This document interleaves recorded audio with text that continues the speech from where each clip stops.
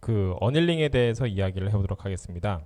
어닐링이라고 하면은 우리가 특히 이제 확산 공정에서 그 확산이 일어나고 나서 열적으로 처리를 할 때 어닐링을 많이 하는데, 그 어닐링을 통해서 그 굉장히 안정된 상으로 안정된 결정상으로 만들 수 있는 게 가장 큰 목적이 되겠죠. 우리가 주로 하는 게 서멀 어닐링인데, 그 중에서 여러 가지 이제 그 서멀 어닐링이 있는데, 그 중에서 급속 열 공정인 레피드 서멀 어닐링의 경우에는, 첫 번째 레피드 서멀 어닐링의 경우에는 아주 적은 확산이 이루어지도록 어닐링을 그 1050도씨에서 20초 정도로 굉장히 짧게 하는 거죠. 그런데 그러면 이게 어닐링이 되느냐? 온도를 굉장히 높게 올리는 거죠. 온도를 그 1050도 정도로 굉장히 높게 올리는 대신에 20초 정도로 굉장히 짧은 시간 어닐링을 해서 급속한 열 어닐링을 하는 효과를 만드는 게 급속열 어닐링이 되겠습니다. 이러한 유서 시스템을 사용한 것이 급속열 산화와 급속열 그 화학 증기 증착이 되겠습니다. 플래시 어닐링의 경우에는 그 레피드 서멀 어닐링의 경우를 이제 여기 첫 번째 있던 레피드 서멀 어닐링을 0.1초 정도로 굉장히 짧게 실시하는 게 플래시, 그러니까 초단기로 실시하는 그 열 서멀 어닐링을 우리가 플래시 어닐링이다라고 하겠습니다. 그 다음에 레이저 어닐링의 경우에는 이거보다 더 짧게, 어느 정도냐면 마이크로 세컨드 정도에 가열하기 위해서 매우 짧은 레이저 펄스로 가열하는 것을 우리가 레이저 어닐링이다라고 하겠습니다. 자, 그 다음에 그 과도적 증진 확산이랑 TED가 뭐냐면은 Temporary Enhanced 그 디퓨전이라고 하는데, 과도적 증진 확산의 경우에는 이온 주입에 의해서 발생한 결정 손상이 낮은 온도에서는 그 도펀트 확산도를 증가시키는 현상이다라고 할 수가 있습니다. 그 결정 손상이 어닐링 되는 짧은 시간이 지난 뒤에는 이런 확산의 증진이 사라지게 됩니다. 자, 무슨 말이냐면은 그 우리가 이온 임플란테이션을 하잖아요. 그러면은 이온 임플란테이션을 하고 이러고 나서 막 물리적으로 때리다 보니까 뭐가 발생합니까? 결정 손상이 발생하죠. 그러면은 그 결정 손상이 발생하는데 얘네가 낮은 온도에서는 도펀트 확산도를 증가시키는 거죠. 왜 그러냐면은 우선 결정 손상이 되어 있으니까 뭐가 많죠? 디펙트가 굉장히 많죠. 특히 이제 디펙트라고 하면은 베이컨씨가 많은 상태이죠. 얘네가 베이컨씨가 많아야지 움직일 자리가 많기 때문에 낮은 온도에서 베이컨씨가 많을 경우에는 도펀트의 확산도가 증가될 수가 있죠. 그래서 이것을 우리가 Temporary Enhanced Diffusion이 그 이온 주입에 의해서 발생한 결정 손상이 낮은 온도에 있을 때 나타나는 현상이다라고 할 수가 있는 거죠. 그런데 얘네가 어닐링 되는 그 짧은 시간이 지나게 되면은, 자, 어닐링이 되고 나면 어떻게 됩니까? 결정이 안정상으로 복구가 되죠. 그러면은 더 이상 뭐가 없어집니까? 복구가 되기 때문에 베이컨씨가 없어지게 되겠죠. 베이컨씨가 없어지게 되면은 얘들이 움직일 수 있는 사이트도 없어지기 때문에 이러한 현상도 사라지게 되겠습니다. 자, 그 다음에 우리가 어닐링을 할 때 특별히 이제 결정을 어닐링을 하는 경우에 대해서 한번 이야기를 해보도록 하겠습니다. 뭐 사실 앞에 나온 얘기랑 크게 다르지 않을 수 있는데, 결정의 관점에서 어닐링에 대해서 이야기를 한다라고 보시면 되겠습니다. 열 처리의 목적의 경우에는 결정 결함이 있을 경우에 이때 이 결함들에 의해서 뭐가 발생하냐면은 리키즈 커런트가 발생할 수 있죠. 리크가 발생할 수 있고, 이로 인해서 우리 디바이스 성능이 굉장히 약화될 수가 있겠죠. 예, 갑자기 왜 이러냐. 예, 그 소자 성능이 약화될 수 있는데, 이렇기 때문에 결정 결함을 제거할 필요가 있겠다. 자, 그러면은 이러한 결정 결함을 제거하기 위해서 우리가 어닐링이라는 것을 하는데, 결정 결함은 여기서 이제 결정 결함은 뭐냐면은 그 고에너지 이온들이 실리콘 원자와 충돌할 경우에 실리콘의 공유 결합이 파괴되는 현상이 나타납니다. 이게 이제 실리콘 단결정이라고 할게요. 그럼 얘네들이 뭐 보론이든 포스포러스든 뭐 이러한 디펙트와 같은 외부 이온이 들어가게 되겠죠. 외부 이온이 들어가게 되면은 얘네가 막 물리적으로 팡팡팡 때리다 보니까 이런 식으로 디펙트가 발생하고, 그 다음에 요 같은 경우 이제 그 실리콘이 그 순간적으로 깨질 수가 있겠죠. 그럼 그 사이사이로 뭐가 들어가냐면은 파괴된 실리콘의 공유랍 사이사이로 이런 보론 같은 보론 포스포러스와 같은 디펙트 그 임퓨리티들이 들어갈 수가 있겠죠. 그럼 주입한 에는 얘네들이 깨진 상태에서 이렇게 그 되어 있겠지. 그 이후에 얘네들이 한다면은 열 처리를 하고 나서는 다시 얘네들이 복구되어서, 복구됐을 때는 처음과 뭐가 달라집니까?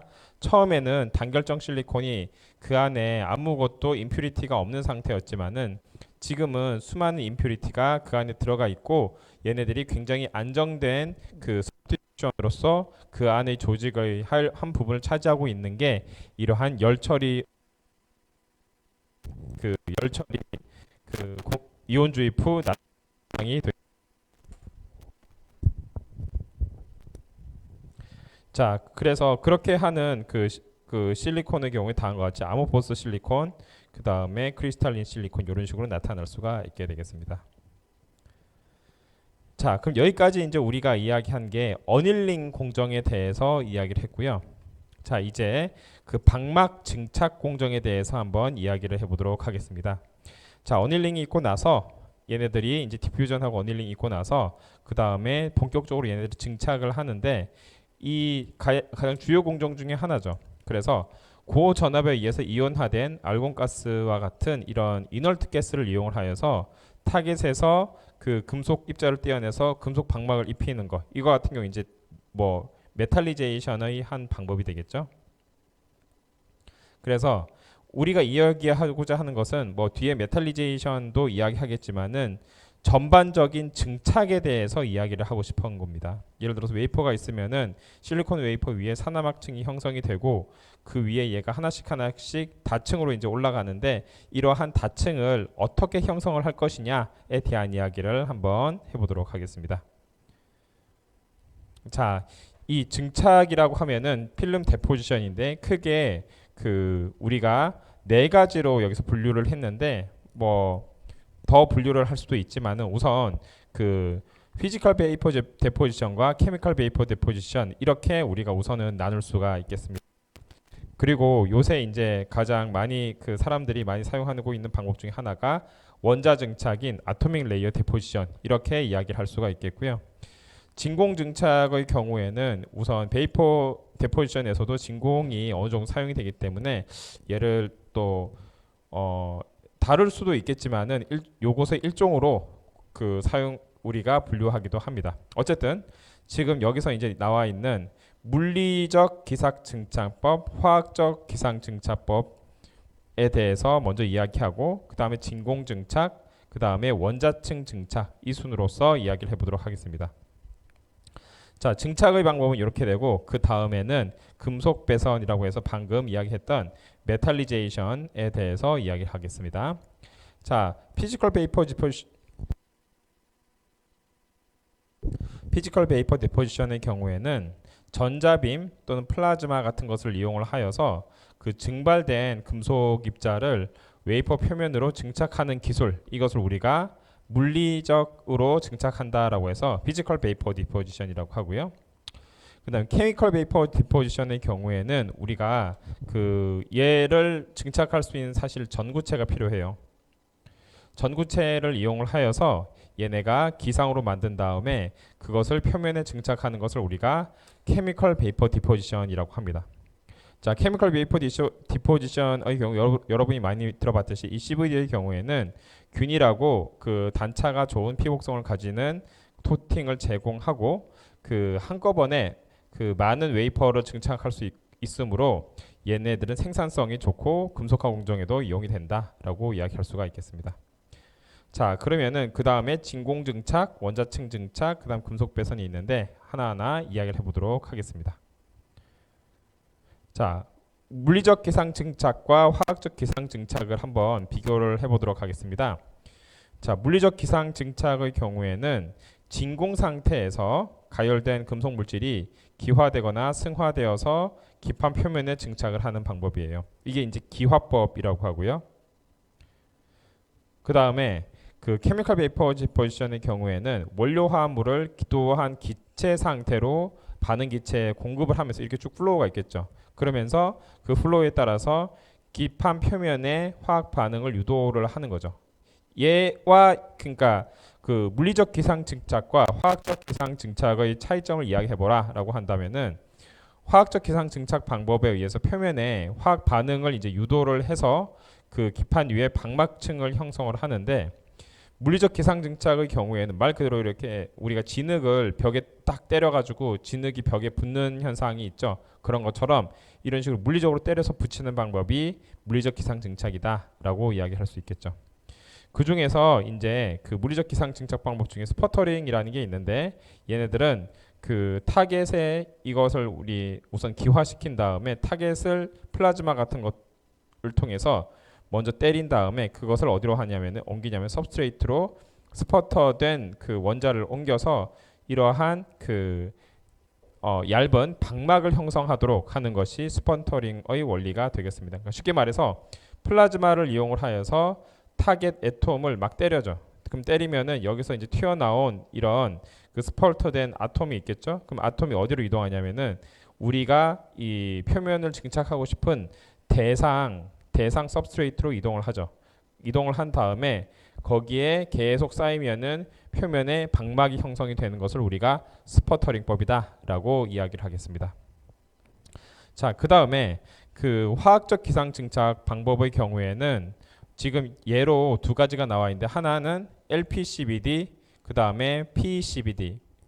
사실 이제 CVD 방법이 여러 가지가 있어요. 근데 그 중에서 이제 두 가지 이야기를 하는 건데 하나는 뭐 Low Pressure Chemical Vapor Deposition, 또 하나는 그 Plasma Enhanced Chemical Vapor Deposition이 있는데 여기서 하나하나씩 우선 그림을 가지고 설명을 한번 해보면은 그 가스와 동시에 실레인과 그다음 암모니아 같은 애들을 도입을 합니다. 그렇게 해서 기상 반응을 통해서 그 웨이퍼의 표면을 증착을 하는 거예요. 온도를 한 500에서 800도씨로 높게 하고 그 다음에 여기 로우 프레셔라고 했기 때문에 공정 압력을 낮게 해서 살살살살 표면에 증착시킨다라고 이야기할 수 있겠습니다. 자, 이러한 애들의 경우에는 굉장히 양산성이 확보가 될 수 있고 지금 그 균일도가 높고 얇다라는 그 장점이 있겠습니다. 자, 여기서 이제 그 업체들이 나와 있는데 여기에 있는 업체들은 뭐냐면은 이러한 장비를 생산하는 장비 생산 업체예요. 장비 생산 업체.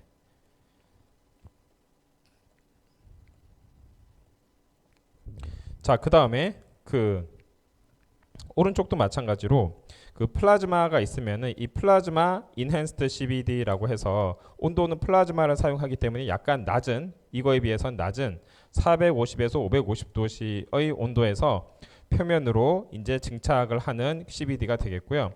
얘 같은 경우에는 장점이 막 형성이 빠르고 굉장히 다양하게 사용이 되겠다. 그리고 여기서도 마찬가지로 그 이러한 업체가 있겠다. 그러면은 그 여기서 간단히 이제 이야기를 하고 넘어갈게요. 여기서 업체들이 나와 있는 게 장비 업체들인데 이러한 장비 업체들이 지금은 그 전 세계적으로 각 공정별로 전문화가 되어 있습니다. 사실은 뭐 그거를 내가 되게 디테일하게 뭐 외우고 있지는 않지만 그래도 메이저 업체의 경우에는 여기서 나와 있던 어플라이드 머티리얼이라는 회사가 있고요. 그 다음에 도쿄 일렉트론이라는 회사가 있고요. 그 다음에 무슨 뭐 그 KLA 텐코 이런 회사가 있고요. 그 다음에 뭐 ASML 뭐 이런 회사 그러니까 요거 말고도 사실 그 장비 회사들이 많은데 그 중에서 이러한 것들을 예로 든 이유는 뭐냐면은 지금 도쿄 일렉트론 그 다음에 그 아플라이드 머티리얼 이런 회사들의 경우에는 나름 대부분의 장비를 얘네들이 생산하는 회사들이에요. 그런데 그러니까 뭐 CVD나 이런 증착 장비뿐만 아니라 다른 반도체 장비도 생산하는 회사입니다. 그렇게 된 이유는 우선 미국의 경우에는 그러니까 대부분 이제 미국계, 그 다음에 일본계, 유럽계가 있어요. 딱 요 세 가지입니다. 유럽계. 우리나라도 사실 뭐 있죠. 한국계 있는데 그 그렇게 약간 아쉬운 점은 뭐냐면은 미국계, 일본계 회사들의 경우에는 이러한 장비들을 꽤 오래 전부터 만들었기 때문에 그것을 당장 우리가 어떤 새로운 공정을 개발을 할 때 장비 업체와 무조건 같이 협업을 해야 됩니다. 뭐 미국 업체든 일본 업체든 협업을 해야 돼요. 그러다 보니까 보통 이제 장비를 만든 다음에 그 장비를 예를 들어서 뭐 이런 거죠. 우리가 뭐 리소그라피 공정을 할 때도 이러한 리소그라피 공정을 할 수 있는 기계를 ASML이 네덜란드 회사인데 ASML에서 도입하기는 하지만 그거를 그대로 사용할 수는 없어요. 보통은 그 공정에 맞게 많이 수정을 해서 사용을 합니다. 그래서 어떤 경우에는 가지고 와서 다 뜯어가지고 완전히 새로 이렇게 업그레이드하는 경우도 정말 정말 많습니다. 특히 삼성전자처럼 완전히 이게 첨단을 하는 회사일수록 여기에 있는 장비를 들어와서 그대로 쓰는 법은 거의 없습니다. 그러다 보니까 회사들도 장비 회사들을 내재화하려는 경향도 좀 강합니다. 예를 들어서 삼성도 삼성 계열의 이러한 장비 회사들이 있고요. 그 다음에 그런 회사들을 100%까지는 아니어도 어느 정도 활용을 하고 있다. 자, 그런데 지금까지는 여기에 있던 미국계, 일본계, 유럽계 회사들 중에 종합 반도체 장비 회사들이란 게 있어요. 어플라이드 머티리얼이나 도쿄 일렉트론 같은 회사들은 종합 반도체 회사였었는데 근데 점점 시간이 지남에 따라서 어떻게 분화가 됐냐면은 얘네들이 각 공정별로 너무나 고도화가 되는 거예요. 공정이 고도화되다 보니까 이 한 회사에서 모든 걸 다 만들기가 어려운 상황에 이르렀습니다. 그러다 보니까 지금은 각 회사에서 모두 다 만들 역량이 된다 하더라도 집중을 뭐 마케팅적으로도 그렇고 집중을 하는 것을 우리가 자신이 있는 메이저 몇 개의 장비에 집중을 하고 나머지는 우리가 자신이 없다 싶으면 그쪽에 힘을 두지 않습니다. 예를 들어서 어플라이드 머티리얼의 경우에는 굉장히 여러 가지를 잘 하는 회사지만은 EUV 같은 데에다가 뭐 되게 컨벤셔널한 뭐 리소그라피 장비는 만들 수 있어도 EUV에다가 숟가락을 소위 말하는 얹지는 않고 있고요.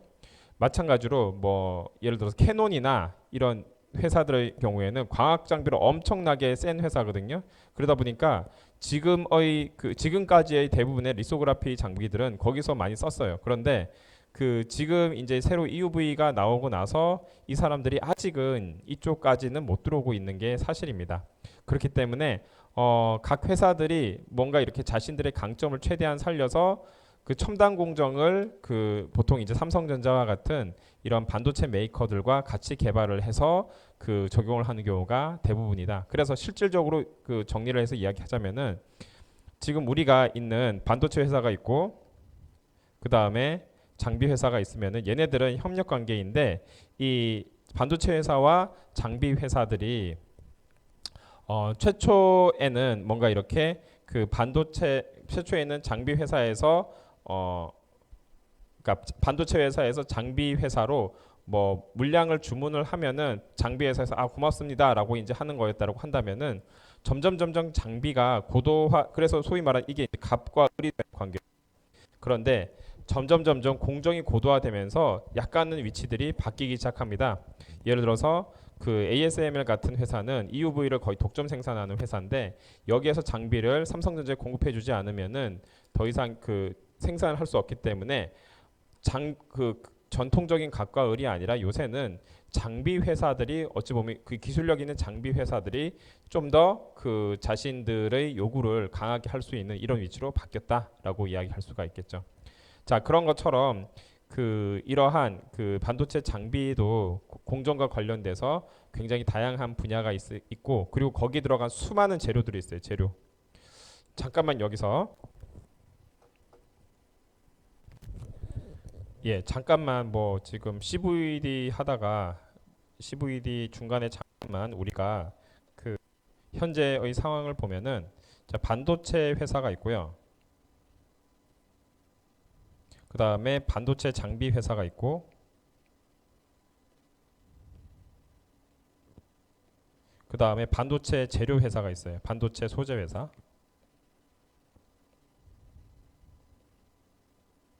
자, 보통 그 공정 관련한 회사 뭐 다른 거를 이제 더 따지면은 더 많이 있을 수 있지만은 반도체 공정 관련해서는 이러한 세 회사가 메이저입니다. 반도체 공정.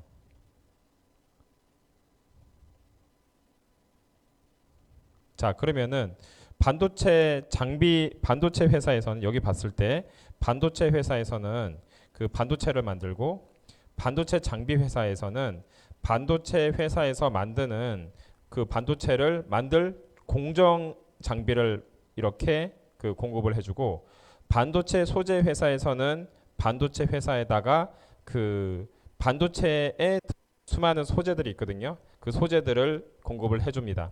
그러면 장비 회사와 소재 회사는 따로 노느냐? 꼭 그런 건 아니에요. 그 반도체 장비와 소재가 같이 맞물려 들어가면 예를 들어서 우리가 이제 CBD 장비가 있고 뭐 PVD 장비가 있으면은 예를 들어서 뭐 이런 공정이 있다라고 합시다. 그러면은 CBD의 경우에는 CBD에 들어가는 그 소스가 있어요. 소스. 그 PVD도 PVD 소스가 있잖아요. 예를 들어서 그 뭐 왜 이러냐? 그 소스가 있잖아요. 그러면은 이 소스를 때려 가지고 거기에서 나오는 아톰을 가지고 데포지션 한다라고 하는 것처럼 CB도 마찬가지로 특히 우리가 많이 사용하는 MOCVD의 경우에는 메탈 올게닉 CVD의 경우에는 요거로 사용이 되는 프리커서 이제 케미칼들이 있습니다. 그럼 케미칼들을 여기에서 그 반도체 장비 회사에서 그 반도체 소재 회사에서 반도체 장비 회사에다가 정보를 주고 공급을 해줘야지 거기에 맞는 장비를 만들어서 반도체 회사에다가 이제 그 공급을 해줄 수 있는 거예요. 그래서 거기에 관련된 정보를 이제 반도체 회사에서는 반도체 장비에다가 회사에다 피드백을 해주고 반도체 회사에서는 또 반도체 소재 회사에다가 피드백을 해주는 거죠. 자, 그렇다면 여기서 봤을 때 여러분들이 지금 이제 반도체 관련한 업종에서 밸류체인으로 봤을 때 가장 독립적인 게 사실은 보면은 반도체 소재 쪽이에요. 왜 그러냐면은 거기에 대해서 그 의견이 다를 수 있겠지만은 우선 반도체 소재 회사는 가장 어찌 보면 취약할 수가 있는 게 반도체 회사와 반도체 장비 회사가 없으면은 반도체 소재 회사는 전혀 의미가 없습니다. 그리고 물론 반도체 장비 회사에서도 반도체 소재 회사에다가 뭐 이런 피드백을 주죠. 그런데 반도체 소재 회사의 경우에는 그 가장 얘네들의 그 독자적인 그 화학 기술, 케미컬 테크놀로지가 없으면은 그 이렇게 성장하기가 굉장히 힘들 뿐만 아니라 시간이 많이 걸립니다. 첫 번째, 시간이 많이 걸린다. 그래서 그리고 또 그 반도체 소재 회사의 경우에는 특징이 우리가 신뢰성이 굉장히 중요하거든요. 신뢰성이 중요하기 때문에 이 반도체 소재를 한번 채택이 되면은 반도체 소재로 한번 채택이 되면은 잘 바꾸질 않습니다. 그만큼 지금 점점 우리가 상위 공정으로 가면 갈수록 반도체 소재 회사의 중요성은 더욱더 이제 늘어날 거예요. 그러니까 반도체 소재만을 전문으로 하는 회사가 있다기보다는 보통 화학 회사에서 여러 가지 이제 부분이 있죠. 부분에 보통 이제 전자재료 부문이 있고 전자재료 부문 중에 뭐 반도체 소재 이렇게 들어가는 경우가 대부분이에요. 반도체 소재만 전문으로 하는 회사는 사실은 거의 없어요. 그러니까 보통 딴 것도 만들고 A도 만들고 B도 만들고 C도 만드는 그 와중에서 반도체 소재도 만드는 경우가 많지 이런 반도체 장비 회사처럼 나는 반도체 장비에 몰빵할 거야 이런 회사들은 오히려 얘네들이 이제 사실은 독특한 편에 해당이 되죠. 물론 뭐 그 브랜치로 하는 경우도 있지만은 그런 관점에서 그런데 이제 반도체 소재 회사의 경우에는 얘네들이 그 독자적인 그 화학 기술이 필요하고 얘네들은 이렇게 신뢰성이 굉장히 중요하기 때문에 한번 이렇게 소재를 정하고 나면은 그 다음에는 웬만하면 잘 바꾸기가 어렵습니다. 그리고 이거를 테스트하는데도 시간이 많이 걸려요. 테스트와 검증에 시간이 많이 걸립니다. 시간이 많이 걸린다. 그러니까 결국에는 우리가 그 소재 역량을 키우는 것이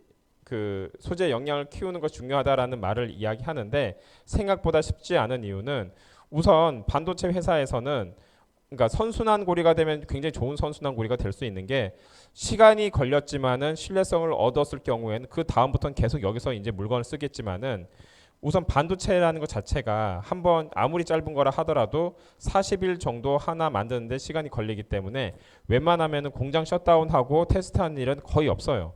물론 뭐 지진이 일어나서 다시 일어나지 않는 이상. 그렇기 때문에 얘네들은 항상 24시간 365일 운영하는 공장이기 때문에 테스트 라인을 빼고는 계속 이거를 돌립니다. 그래서 그 테스트 라인도 꼭 필요한 거 아니면은 계속 그 넣기가 힘들기 때문에 항상 비지하게 돼 있죠. 어쨌든 이러한 구조적인 특성이기 때문에 기존 재료를 쓰려는 경향이 굉장히 강합니다. 기존의 검증된 재료.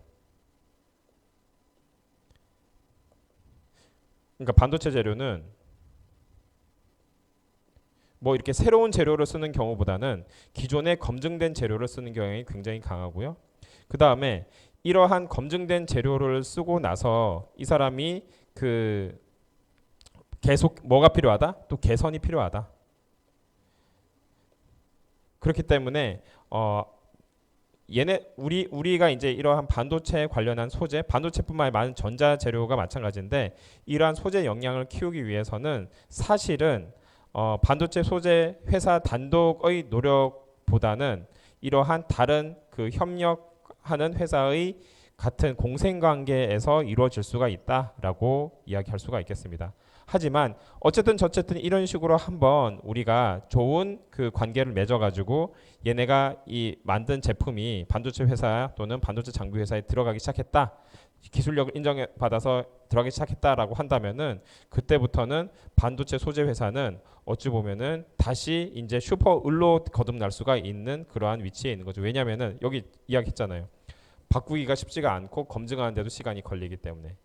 그래서 여기서 여러분들이 좀 이러한 그렇기 때문에 반도체 소재라는 것은 사실은 소재만 알아가지고는 된다기보다는 공정도 알아야 되고 그 다음에 장비도 알아야 되고 그 다음에 여기 있는 반도체 자체에 대해서도 잘 알아야 되고 하기 때문에 여러분들이 특히 이제 반도체 소재에 관심이 있으면은 반도체 소재뿐만 아니라 다른 장비, 반도체, 그 다음에 공정 여러 개를 다 아우러서 알아야 하고 그 다음에 가장 기본이 되는 그 반도체 자체의 그 재료적인 특성에 대해서도 굉장히 기초가 튼튼히 하는 것이 좋겠다라고 이야기하겠습니다.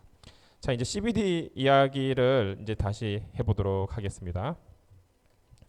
자, 이렇게 해서 우리가 그 PVD랑 CVD와 같은 그 방막 증착 공정이 있는데 PVD에 대해서 먼저 이야기를 해보면은 자, PVD의 경우에 얘는 물리적인 힘에 의해서 대상 물질을 기판에 증착하는 방법을 우리가 PVD라고 하고요. PVD는 이베포레이션, 스퍼터링 이제 크게 이제 두 가지를 이야기할 수가 있습니다. 이베포레이션의 경우에는 열 에너지를 이용을 하여서 증착하고자 하는 대상 물질의 소스를 증발시켜서 기판에 증착하는 방법이 되겠고, 그다음 그러니까 한마디로 좀 이렇게 우리가 증발시켜서 된 그 증기를 가지고 여기서 증착하는 방법이 되겠고요. 스퍼터링의 경우에는 대상 물질의 소스를 원자 덩어리로 완전히 이제 원자 단위로 만들어 가지고 증착하는 방법이 스퍼터링이 되겠습니다. 자, 그래서 예를 들어서 알곤가스 같은 애들을 이온화 시켜 가지고 대상 물질 소스와 기판 사이에 전기장을 가해주면은 얘네가 이 알곤 이온이 대상 물질과 충돌을 하고 거기서 그 분리된 원자들이 그 기판에 증착되는 이러한 것들이 스퍼터링의 대표적인 사례가 되겠습니다. 이러한 물리적 기상 증착 방법의 경우에는 가장 큰 장점은 공정이 깨끗하고 안전하고 증착 방법이 간단하다. 딱히 그것도 없고요. 그리고 기판과의 접착력이 굉장히 좋고 증착 속도도 빠른 편입니다. 그런데 얘네들의 단점은 방막의 두께를 조절하기 힘들고 단차 피복성이 나쁘다라고 하는데 이러한 부분은 사실은 많이 어느 정도 해결이 된 부분에 해당이 되고 특히 이제 단차 피복성이 방막 두께 조절보다는 사실 더 큰 문제에 해당이 되는데 이것도 표면을 많이 이제 개질을 해서 요새 해결을 하고 있는 상황입니다. 그리고 적용 공정은 대부분이 금속에 해당하는 공정을 우리가 사용을 하고 있겠다. 에 적용을 하고 있겠다. 자, 그리고 스퍼터링에 대해서 조금 더 이야기해 보면은 이 우리가 뭔가 이렇게 금속을 가지고 때리는 프로세스는 거의 다 스퍼터링이다라고 할 수가 있는데 방금 이야기했던 것처럼 얘네들의 가장 큰 장점은 기판과의 접착력이 좋고 그 다음에 유니포미티가 좋다라고 이야기할 수가 있겠고요. 그 다음에 스퍼터링의 경우에는 얘 자체는 단차 피복성이 좋아요. 그러니까 예를 들어서 지금 이야기하는 단차 피복성이 여기서 보면 나쁘다라고 하는 것은 스퍼터링보단 이베포레이션에 사실은 해당이 되고 여기서 이야기하는 것은 이베포레이션에 좀 더 맞는 말이 되는 것 같습니다. 그런데 단차 피복성의 경우에는 우리가 스퍼터링은 기판과 접착력이 좋기 때문에 단차 피복성도 비교적 좋은 편에 해당이 됩니다.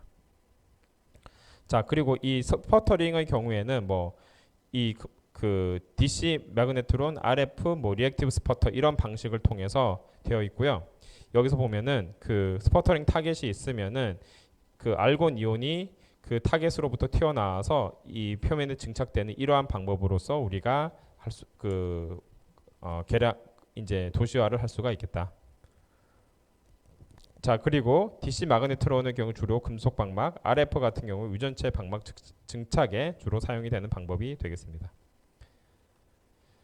자, 그다음 화학 증기 방법과 케미컬 베이퍼 디포지션은 여기 이렇게 나와 있는 것처럼 굉장히 종류가 많습니다.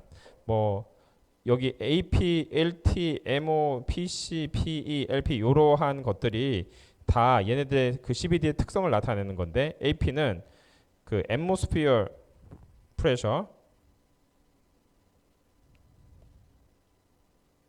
그러니까 대기압의 기반으로 그러니까 대기압에서 CBD를 하는 상압에서 CBD를 하는 프로세스고요.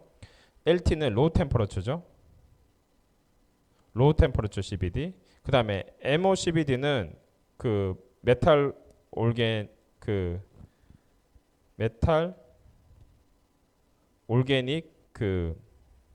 프리커서를 이용한 CBD가 되겠고요.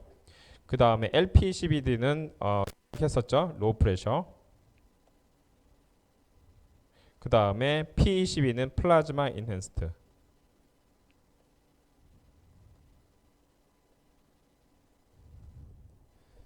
자, 그 다음에 그냥 PCB는 그냥 플라즈마 CBD죠. 플라즈마 CBD. 자, 이러한 굉장히 다양한 CBD가 있고요. 여기서 이제 화학 증기 증착 방법의 경우에는 얘를 화학가스를 챔버 유입을 한 다음에 중요한 것은 화학 반응에 의해서 증착하는 게 화학 반응에 의해서 우리가 방막을 쌓아 올리는 게 화학 증착 방법이 되겠다. 그래서 이러한 애들의 경우에는 반응에 의해서 방막을 증착하기 때문에 굉장히 표면 피복성이 좋고요. 그 다음에 특별히 유전체 방막과 단차 피복성을 요구하는 경우에 많이 사용이 되는 공정이 CBD가 되겠습니다. 자, 금속 방막 증착에는 사실 CBD를 그렇게 많이 사용을 하지는 않는데 CBD가 워낙 얘네들이 유니포미티가 좋고 기판 접착력이 좋기 때문에 금속 방막 공정에서도 사용을 하도록 합니다. 예를 들어서 이전에는 우리가 알루미늄을 가지고 메탈리제이션을 많이 했거든요.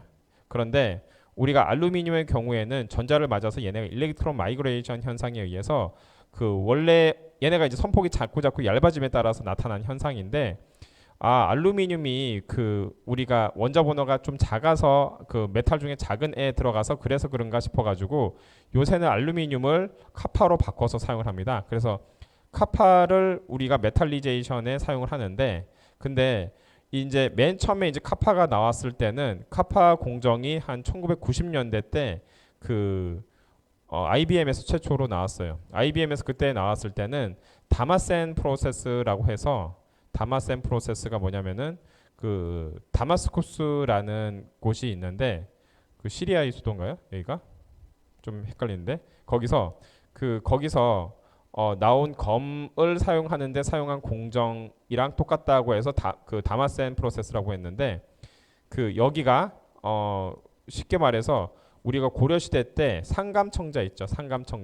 상감청자를 만드는 방법과 같다고 해서 우리나라에서는 이 방법이 그 특허로 채택이 안 되고 상감법이라는 것을 우리가 사용을 한다라고 합니다. 어쨌든 이러한 그 IBM에서 최초로 카파 CBD에 대한 것을 그 그러니까 카파를 기본으로 한 메탈리제이션을 개발한 이후에 사람들이 카파를 어떻게 표면에 이제 메탈리제이션 할 것인가에 대한 굉장히 많은 그 연구를 했고 그 중에 하나가 이제 그 카파 그 일렉트롤리시스라는 방법을 통해서 그 전기를 가해줘서 이제 카파를 표면에 부착시키게 하는 방법을 고안을 했었는데 근데 그게 이제 표면이 이제 피복성이 좋지 않다라고 해서 사람들이 연구해서 요새는 카파 CBD를 개발해서 씁니다.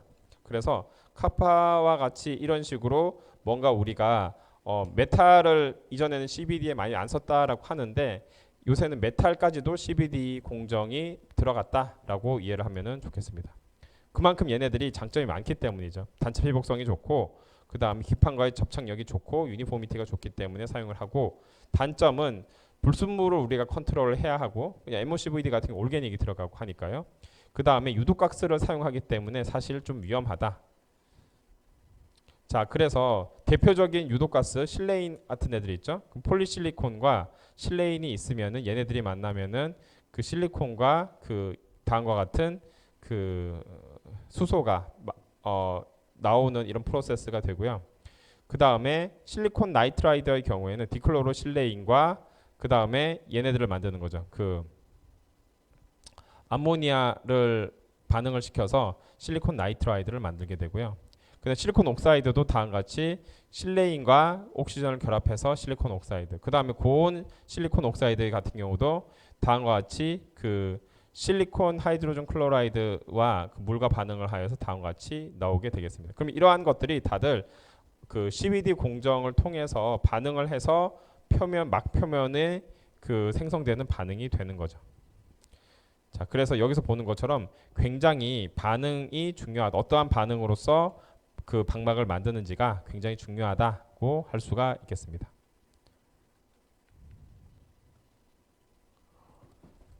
자, 그 다음에 그 화학 증기 증착에서 그러니까 케미컬 베이퍼 디포지션에서 그 지금 여러 가지 중에 한번 고온 산화물에 대해서 한번 이야기를 해보도록 할게요. 하이 템퍼러처 옥사이드의 경우에는 그 컨포말이 뭐냐면은 예를 들어서 예를 들어서 어떠한 코팅 레이어가 있다라고 하면은 코팅 레이어를 요거를 쭉 따라서 우리가 데포지션 되는 것을 우리라고 합니다. 그러면은 고온 산화물의 경우에는 컨포말인데 이러 컨포말을 통해서 증착이 되는데 그 얘는 증착 온도가 높아서 입자 운동이 증진되어서 측면 커버가 우소해지기 때문에 이 경우에 우리가 CVD를 사용을 하게 되겠다. 그러니까 고온 산화물을 컨포멀로 할 때 CVD를 사용을 하는데 왜 이걸로 하냐라고 한다면은 이게 그 CVD 공정을 통해서 그 측면 커버가 우소해지기 때문이다.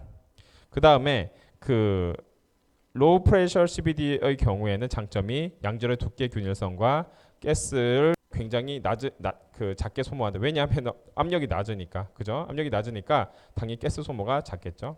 그 다음에 플라즈마 인핸스드 CVD의 경우에는 증착 온도가 낮기 때문에 증착 온도가 낮으면은 장점이 많아요. 왜냐하면은 증착 온도가 높았을 경우에는 우리가 그 문제가 뭐냐면 이전에 뭔가 이렇게 쌓아올렸다라고 합시다. 이전에 뭔가 쌓아올렸다라고 했을 때 그 A 레이어가 있고 그 다음에 B 레이어를 쌓는다라고 합시다. 근데 A 레이어는 그 B 레이어를 A 레이어를 쌓는 온도는 1000도이고 100도이고 B 레이어를 쌓는 온도는 500도라고 합시다. 그러면 A 레이어는 어떻게 되겠어요? 박살이 나겠죠? 그런데 그 A 레이어는 500도고 B 레이어는 100도라고 합시다. 그러면 A 레이어는 영향을 받지 않을 거예요.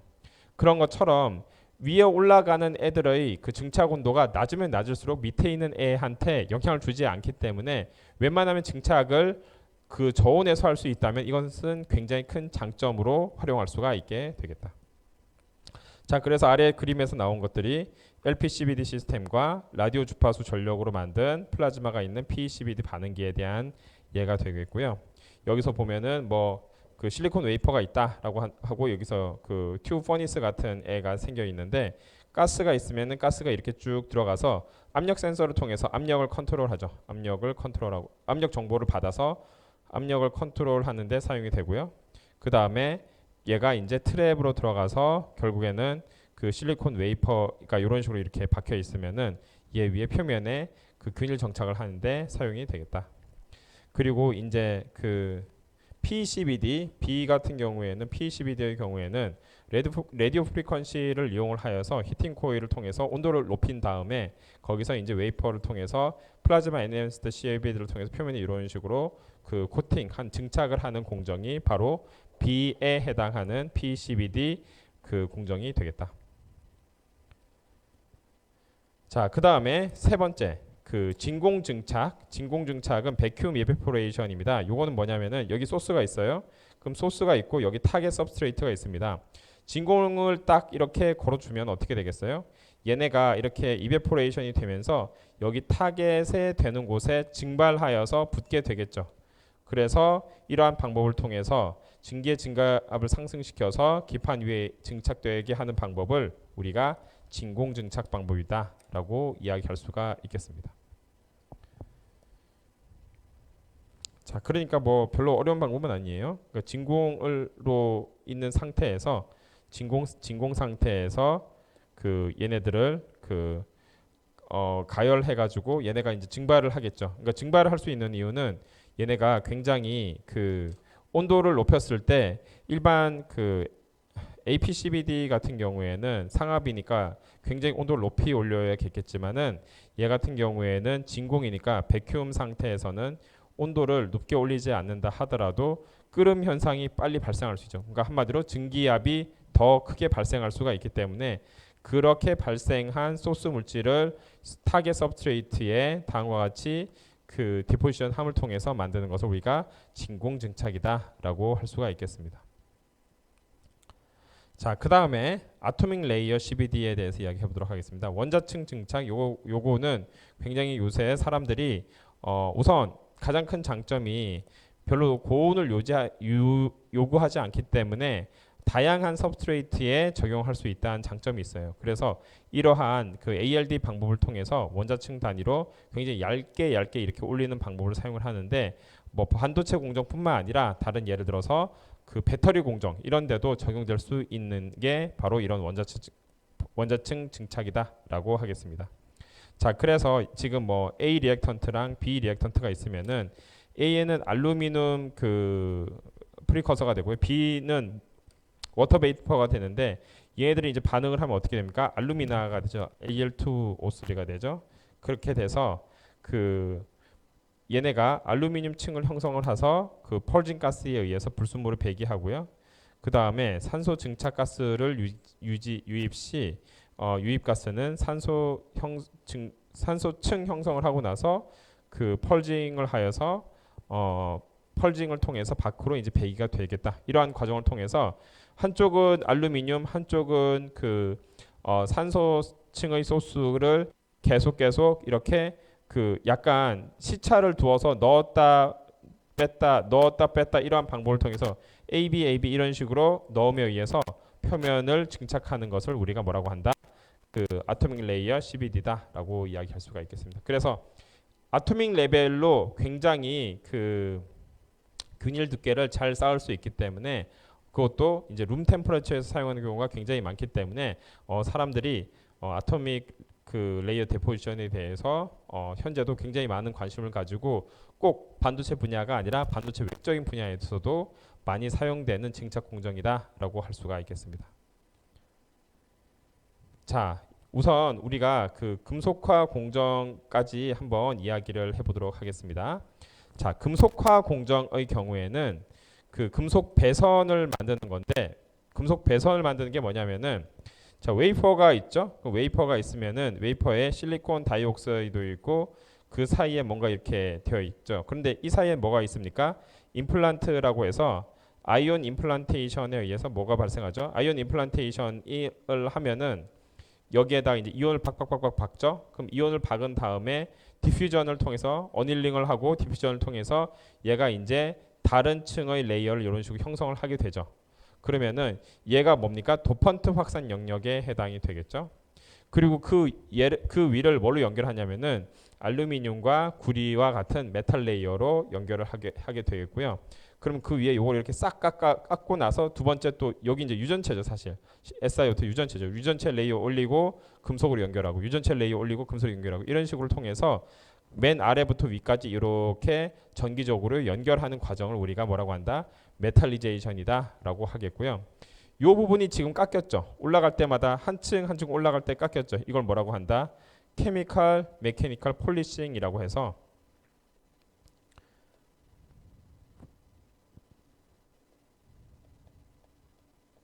이 과정을 우리가 그냥 이렇게 맷돌로 갈아내는 거랑 또 다르게 그 표면에 굉장히 이렇게 그 표면을 맨들맨들하게 만들 수 있는 그런 케미칼들을 넣고 그것을 통해서 표면을 맷돌로 가는 거 맞아요. 그렇게 맷돌로 갈아가지고 웨이퍼 표면을 굉장히 평탄화하는 평탄화 그 과정에 사용을 하는 것이 메케니컬 폴리싱이 되겠습니다. 자, 그래서 이런 방법을 통해서 얘네가 서로가 굉장히 다층을 쌓는데도 문제없이 올라갈 수 있고 연결될 수가 있다. 자, 그러면 이런 그 금속화 공정에서 다층 금속 구조의 경우에는 우리가 다층의 복잡하고 조밀한 회로를 만들기 위해서 우리가 사용이 되고요. 금속 두께의 경우에는 1마이크론부터 수마이크론까지 굉장히 다양하고 10개의 그 금속층까지 사용이 된다. 그러니까 너무 많이 올리기도 좀 그렇지만은 이것만 하더라도 굉장히 많이 올려진 거가 되겠죠. 그래서 두꺼운 층의 경우에는 얘네들이 두꺼운 층이다. 얘는 전력선으로 사용이 되고요. 두꺼운 층은 전력선으로 사용이 되고 얇은 연결층은 신호를 발송하는 데 사용이 된다. 자, 이제 금속으로 연결된 애들 중에서 인접한 임접 금속층은 그 유전체에 의해서 유전체가 전련층이잖아요. 전련체잖아요. 전련층에 의해서 분리가 되고 인접한 금속층 사이의 전기적 연결은 비야. 인접한 사이에 얘네들의 그 전기적 연결은 이런 식으로 우리가 이어져 있음을 알 수가 있게 되겠습니다. 자, 그 다음에 알루미늄 선과 구리선에서 알루미늄 선의 경우에는 일렉트로 마이크레이션에 의해서 얘네들이 왜냐하면 알루미늄 자체가 원자 분호가 낮기 때문에 굉장히 얇게 들어갔을 경우에는 주위에 있는 전자에 의해서 얘네가 변형이 됩니다. 그래서 결국에는 신뢰성 문제를 야기할 수 있게 되고요. 그래서 이런 일렉트론 마이그레이션의 경우에는 전자 흐름이 금속 원자로 하여금 결정 그레인 면에서 또는 결정 유전체 면에서 그 준 랜덤 방식으로 이동을 할 수 있는 거죠. 무슨 말이냐면은 얘네가 그 원래는 그 결정 그레인 면에서 금속 방향으로 움직여야 되는 애들이 유전체 방향으로 움직일 수도 있다라고 하는 거죠. 그러니까 왜냐하면 랜덤 방식으로 이동을 하기 때문에 그래서 우리가 랜덤 방식으로 이동하지 않고 특정 방향으로 이제 몰아주기를 하는데 지금 그거를 이제 망가뜨릴 수 있다라는 거고요. 그래서 선 저항을 증가시키거나 끊어지게 하는 역할을 할 수가 있습니다.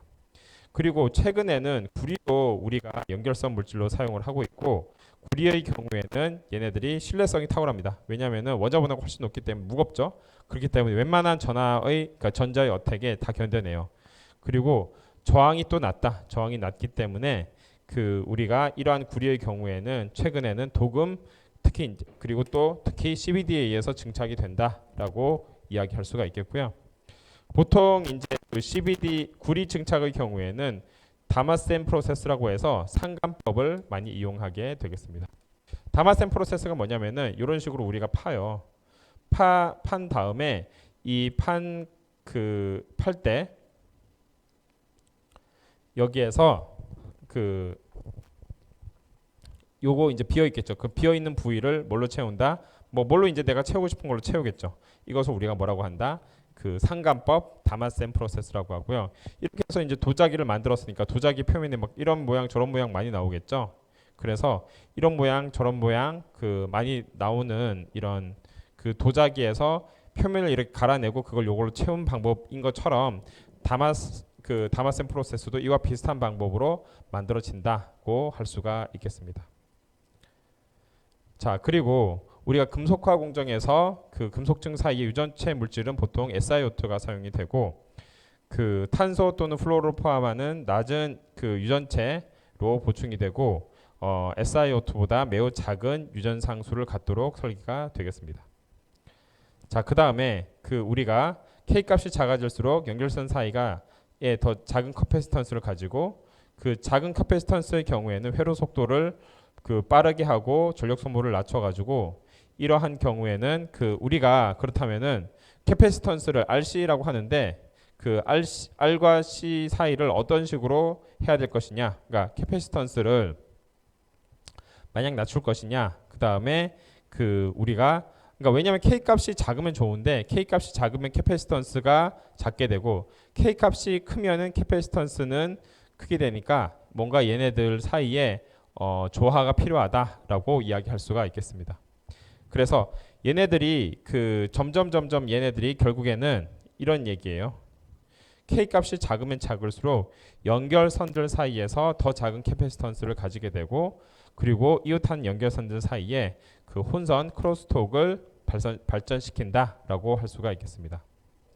자, 그다음 평탄화 과정의 경우에는 좀 전에 이야기했는데 그 후속 리소그라피와 애칭을 크게 향상시키. 안 그러면 얘네들이 이런 거 된 위에다가 또 올라가고 이런 식으로 가니까 나중에는 밑에 있는 거가 도대체 뭔지 알 수가 없는 상황이 그 되죠. 그러다 보니까 할 때마다 그 요거를 이렇게 그 평탄화 과정을 이렇게 해줘야겠다. 그럼 평탄화 과정을 하면 어떻게 되죠? 그 위에다가 올린다 하더라도 우선 높이를 낮출 수가 있고요. 그 다음에 얘네들을 이제 체계적으로 연결을 할 수가 있게 되겠습니다. 그래서 그 평탄화 과정을 통해서 후속 리소그라피와 애칭성을 크게 향상을 시키고 그리고 그 이러한 공정 단계에는 얘네가 반드시 필요하다라고 이야기할 수가 있겠습니다. 그래서 CMP 공정이 케미컬 메커니컬 폴리싱인데 거기에 들어가는 또 이제 케미칼들이 있어요. 그래서 어떻게 하면 이러한 케미칼들에 의해서 표면이 매끈하게 갈릴 수 있을까에 대한 연구가 있기 때문에 이런 적도 여러분들이 한 번은 관심을 가지면 좋을 것 같습니다. 자, 여기까지 해서 우리가 금속화 공정까지 다 이야기를 했고요. 그 뭐 금속화, 그다음 여기 평탄화, 그다음에 뭐 다층 금속 구조, 그다음 알루미늄, 그냥 구리선까지 다 이야기하면서 우리가 그 전에 배웠던 것처럼 반도체 전 공정이 굉장히 다양한 그 공정이 이루어졌구나라는 것을 알 수가 있었습니다.